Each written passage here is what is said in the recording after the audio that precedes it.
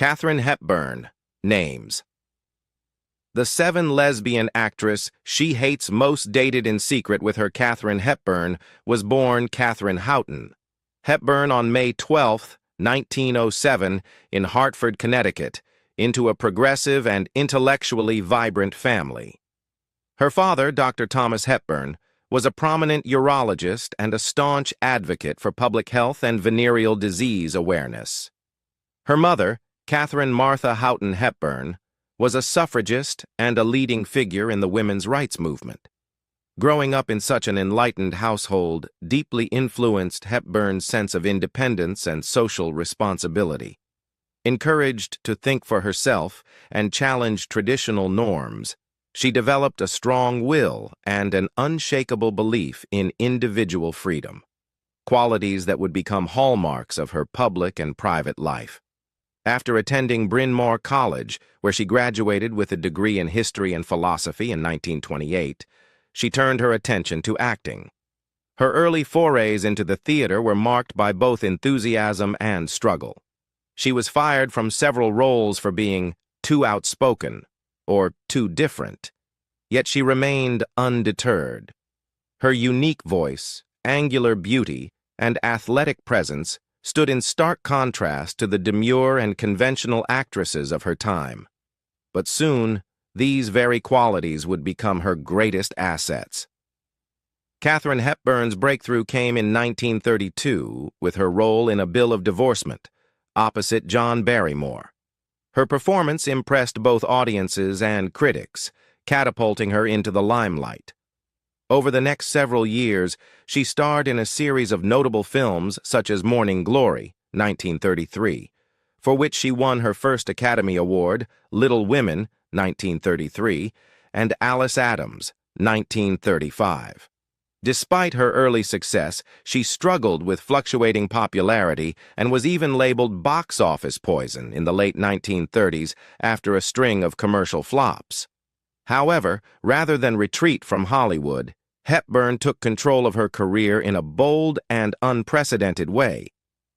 In 1940, she helped orchestrate her own comeback by acquiring the film rights to the play The Philadelphia Story and selling them to MGM on the condition that she would star in the lead role.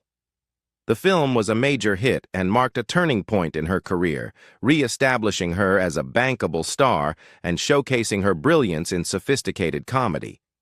It also highlighted her skill at playing intelligent, witty women who defied traditional gender roles, a niche she would master and revisit throughout her career. Hepburn's filmography is a testament to her extraordinary range and fearless choices. She was equally compelling in screwball comedies like Bringing Up Baby, 1938, and The Philadelphia Story, 1940, as she was in dramas such as The African Queen, 1951, Suddenly, Last Summer, 1959, and Long Day's Journey into Night, 1962.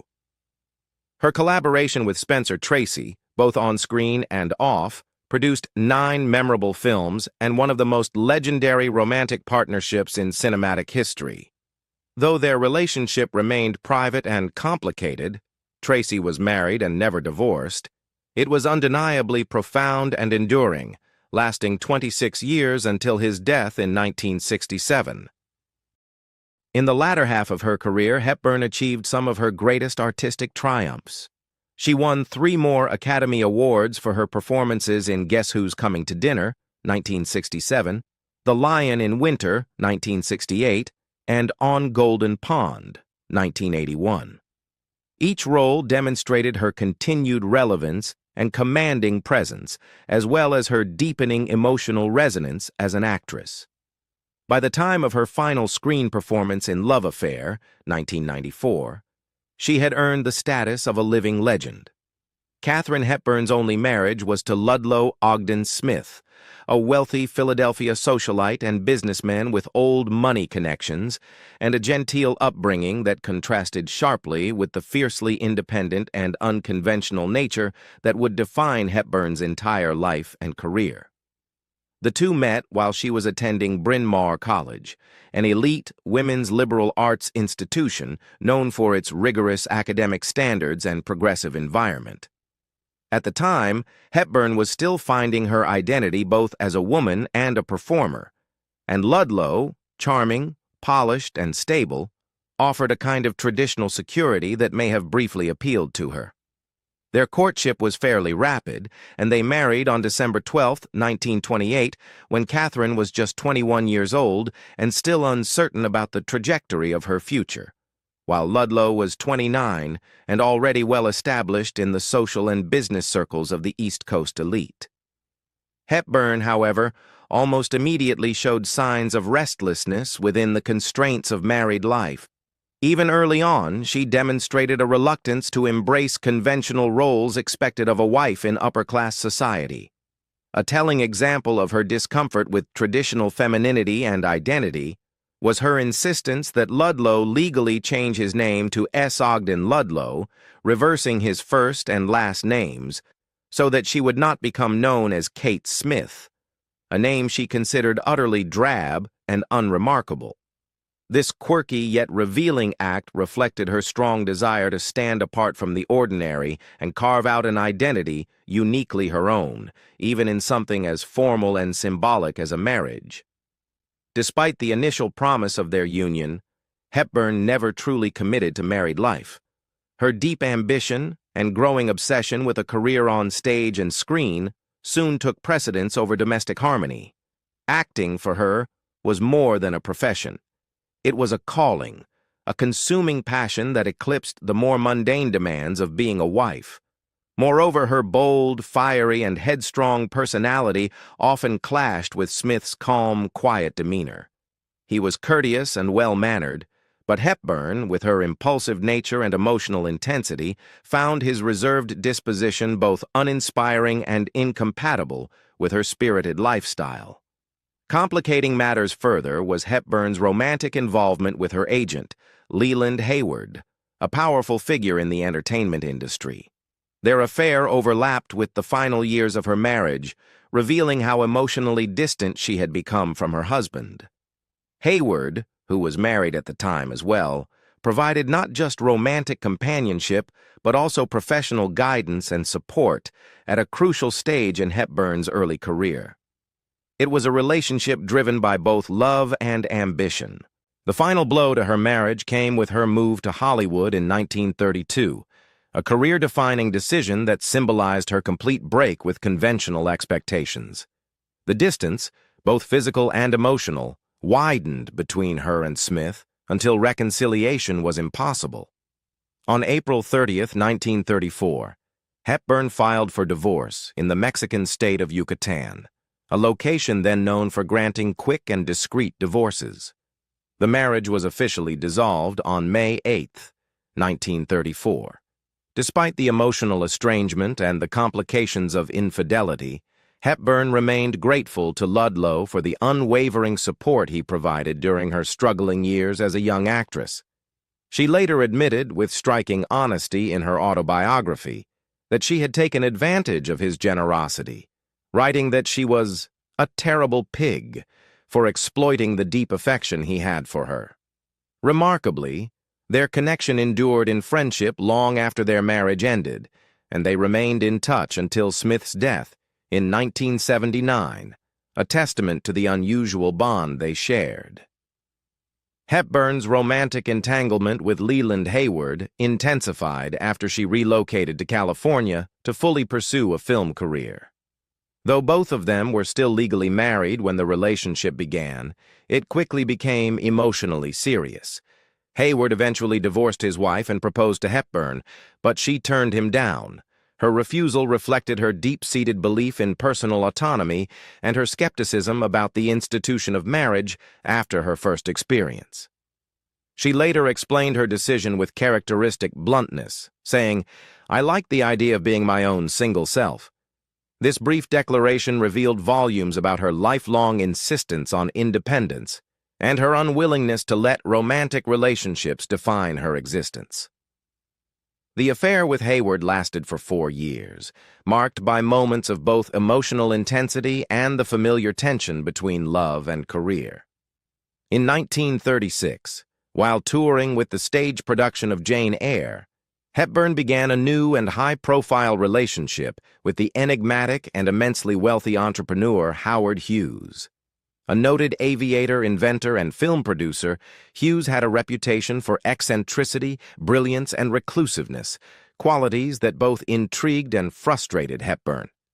They had been introduced a year earlier by their mutual friend and fellow actor Cary Grant, and from the outset, their relationship drew widespread attention.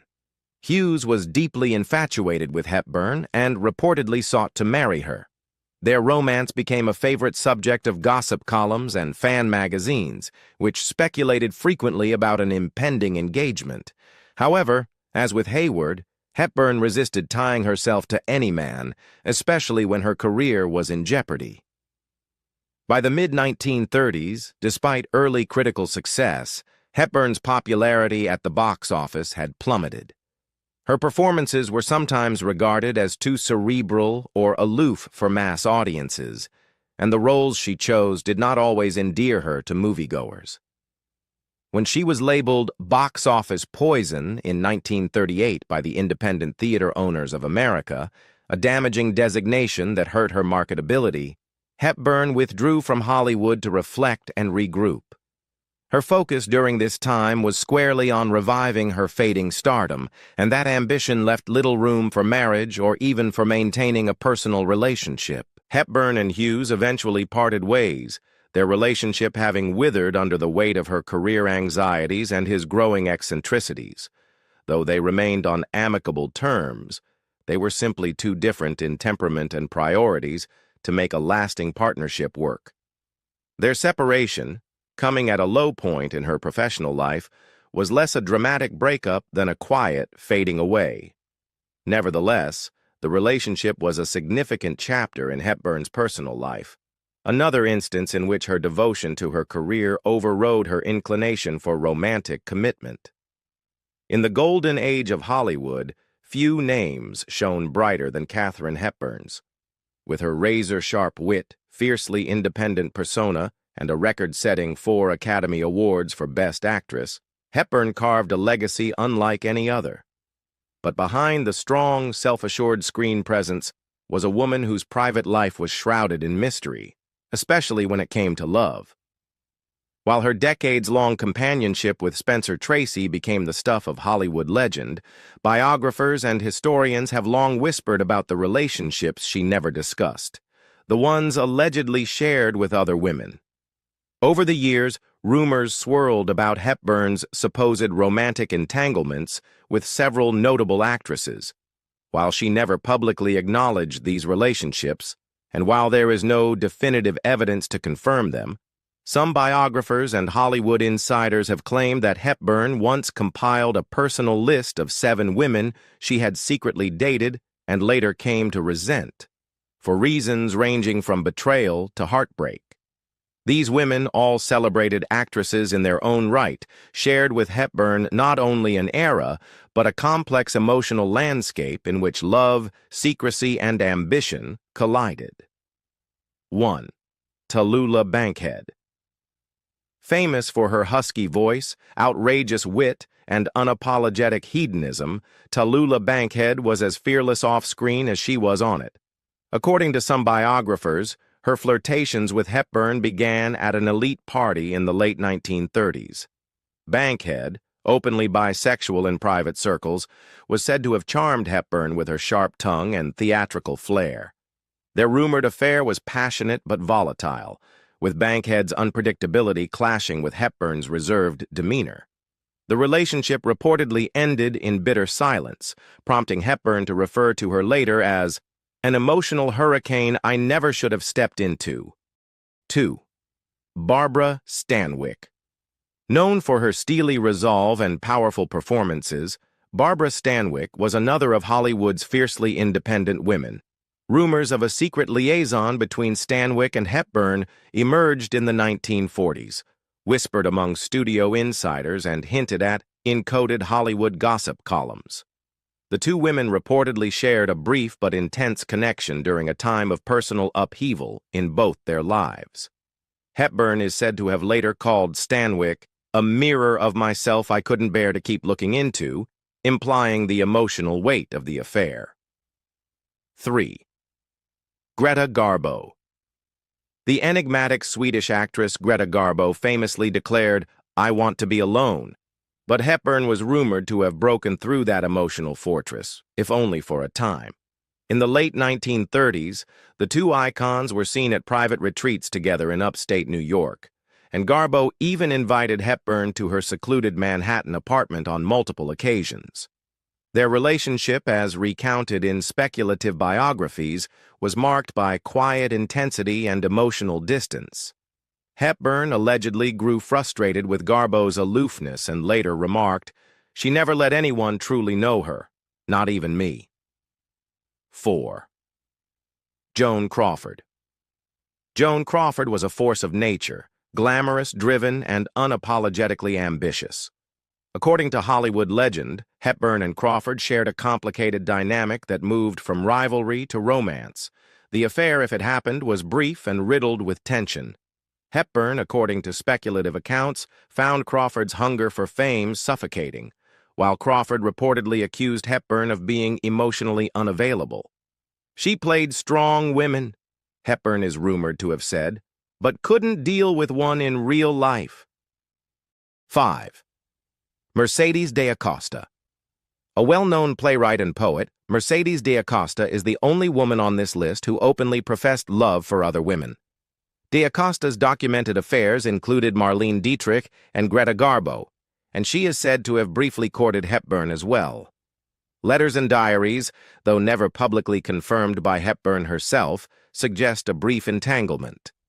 Hepburn may have distanced herself from de Acosta due to fear of exposure, especially given de Acosta's reputation for indiscretion. "She was a lovely writer," Hepburn allegedly told a friend, "but not someone I could trust with my silence." 6. Judy Holliday. Bright, bubbly, and intellectually brilliant, Judy Holliday was a surprising addition to Hepburn's inner circle. Their connection reportedly blossomed during their time at Columbia Pictures, where mutual respect turned into affection. Holliday, struggling with the pressures of fame and identity, leaned on Hepburn for support. Biographers suggest their bond became romantic for a short time before Holliday's fears of career repercussions ended things abruptly. Hepburn reportedly felt betrayed, later confiding, "She chose the stage over truth, and I can't fault her for that, but I couldn't forgive it either." 7. Dorothy Arzner. While not an actress, Dorothy Arzner was the only female director in Hollywood's studio system during the 1930s and 1940s, and a lesbian well known in private circles. She directed some of Hepburn's contemporaries and was known to be both a mentor and a quiet revolutionary. Rumors about a deep personal and possibly romantic relationship between Arzner and Hepburn remain largely speculative, but some film historians suggest that Arzner was one of Hepburn's earliest emotional entanglements. Hepburn allegedly resented how Arzner refused to go beyond friendship in public, causing a rift between them. "She taught me to command a scene," Hepburn reportedly said, "but never to claim a heart." In her later years, Katharine Hepburn maintained a remarkably philosophical and serene attitude toward the inevitability of death. Reflecting on her own mortality in an interview during her 80s, she famously remarked, "I have no fear of death. Must be wonderful, like a long sleep." This quiet, contemplative acceptance of death mirrored the strength and independence she had exhibited throughout her life and career. Hepburn had long been admired not only for her fierce intelligence and talent on screen, but also for her uncompromising individuality and inner resilience, qualities that carried into her reflections on the end of life. Rather than expressing anxiety or dread, she welcomed the idea of eternal rest, suggesting a peace with the cycle of life that few are able to attain so fully and publicly. However, not long after her final screen appearance, her last role being in the television film Love Affair, 1994, Hepburn's health began a gradual and visible decline. In March 1993, she was hospitalized for exhaustion, a condition that often signaled deeper underlying frailty, especially in someone of advanced age. Though she had long maintained an active lifestyle and lived independently well into her 80s, this episode marked one of the first significant signs that her once boundless energy was waning. Even then, her dignified spirit endured, as she remained characteristically private about her condition and recovery. In the winter of 1996, Hepburn was again admitted to the hospital, this time for a bout of pneumonia, a serious and often life-threatening illness for elderly patients.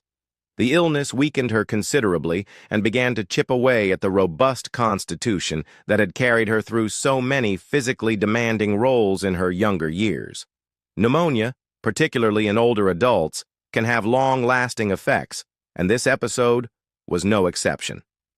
Her recovery was slow, and she increasingly retreated from public life, surrounded by close family and the familiar comforts of her Connecticut home. By 1997, Hepburn's physical decline had become markedly more severe. Reports indicated that she had grown extremely frail, to the point where she was speaking very little and had almost completely lost her appetite. Those closest to her feared that her death might be imminent, as she appeared to be withdrawing from the world around her both physically and emotionally.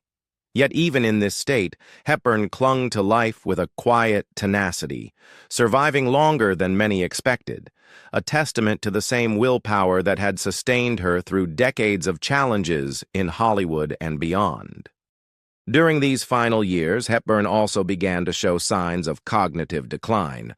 It was believed that she may have been experiencing symptoms of dementia, a condition that affects memory, communication, and reasoning abilities.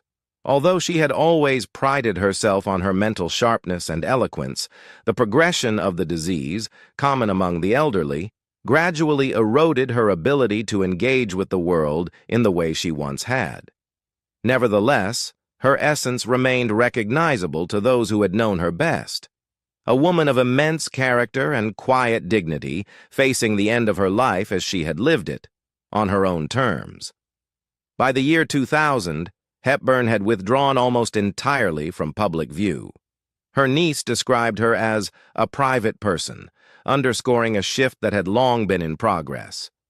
The woman who had once captivated audiences with her fierce presence and dazzling intellect now lived quietly, shielded from public scrutiny, in the intimate confines of her family home in Fenwick, Connecticut. Friends and relatives visited her regularly, and while her world had grown smaller, she remained surrounded by love and respect.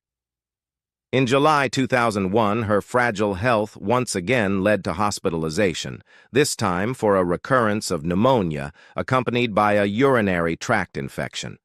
The dual ailments further sapped her strength, and although she returned home, it was clear that her body was steadily succumbing to the relentless advance of age and illness. Yet Hepburn never appeared to waver in her stoicism. She continued to resist invasive medical treatments and interventions, choosing instead a path of comfort and dignity. The final chapter of Hepburn's life began in earnest in May 2003, when an aggressive tumor was discovered in her neck. After careful consideration and with the agreement of her family, the decision was made not to pursue surgical or medical intervention. At 96 years old, with her body weakened from years of illness and her quality of life diminished, it was determined that palliative care would be the most compassionate course of action. Hepburn spent her final weeks in the same cherished home where she had spent so much of her life, on the picturesque shores of Long Island Sound in Fenwick. On June 29, 2003, Katharine Hepburn passed away peacefully at the age of 96. The cause of death officially listed as cardiac arrest. She died surrounded by the familiarity of home, with the comfort of knowing that she had lived life exactly as she had wanted, fearlessly, unapologetically, and with a fierce commitment to personal authenticity. Her passing marked the end of an extraordinary era in American cinema and culture. True to her character, Hepburn had made it known that she did not wish for any sort of public memorial service to be held in her honor. She had never courted fame in the way many of her peers had, and even in death, she remained consistent with her lifelong desire to maintain control over her image and legacy. She was buried in Cedar Hill Cemetery in Hartford, Connecticut, not far from where she had grown up and maintained deep personal and family roots. Her grave remains a quiet tribute to a woman who transformed the landscape of film and inspired generations with her boldness, intellect, and indomitable spirit.